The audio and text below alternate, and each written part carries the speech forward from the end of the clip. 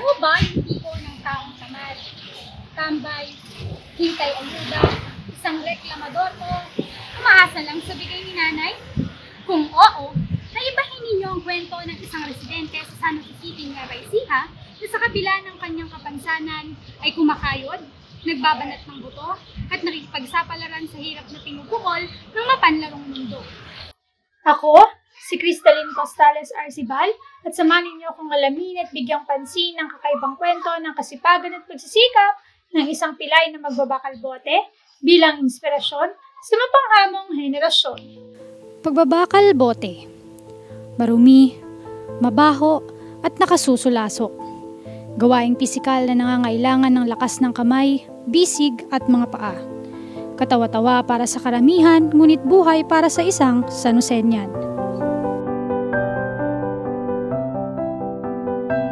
Ako nga po si Nino Cavillagas. Isa po ako sa Strong PWD. Nagbabakalbote po ako. Kalakal po. Bibili po ako ng mga scraps. Saka po na 40 anyos na po ako. Taga Villa Marina po ako ng Villa Marina, San Jose City. Ako po ay isang premature, pero hindi ko po alam ang process ng pagiging premature ko, accidental o natural.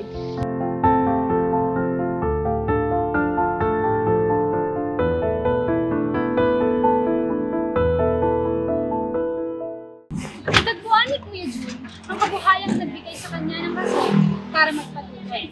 Hindi alintana ang mainit na panahon o ang amoy ng mga basurang kanyang binibili sa kanyang pagpupursigi.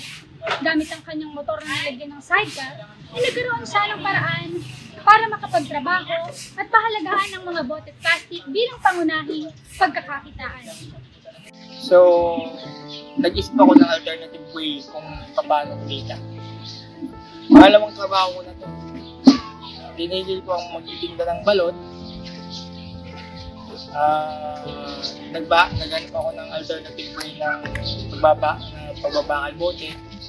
Ginawa ko itong motor na to para pagkaroon ako ng panghanap buhay. Kasi nga, PWD ako, undergraduate pa. What do you expect kung anong mahanap ng trabaho? Wala. So, alternative way na lang itong ginawa ko. Actually, yung PWD, meron tayo. Pero, yung other benefits, wala. Inalis nila yung pangalan ko sa list sa PIDAW. Alang tinterminate nila yung pangalan ko doon. Mahalagang malaman ang kahalagahan ng mga ahensyang mayroong malasakit sa mga kagaya niyang may kapansanan. Sa parang ito, mabibigyang diin ang kakayahan ng gobyernong maibigay ang tamang benepisyo o ayudang naayon para sa mga PWDing kagaya ni Kuya Regino. Sa kabila nito, hindi madali ang naging kalagayan ni Kuya Jun. Yung bullying, yung pagmamaltrato, marami. Na may hanggang sa kabataan ko, hanggang sa pagtanda ko, may mga naririnig akong negatives.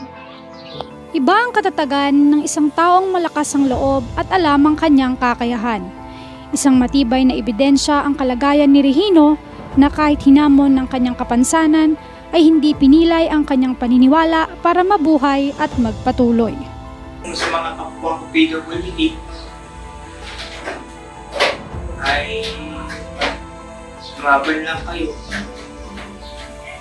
Hindi naman kahit dito sa buhay na to, kung api man kami, kung maliit man kami sa ibang tao, solusyon siguro.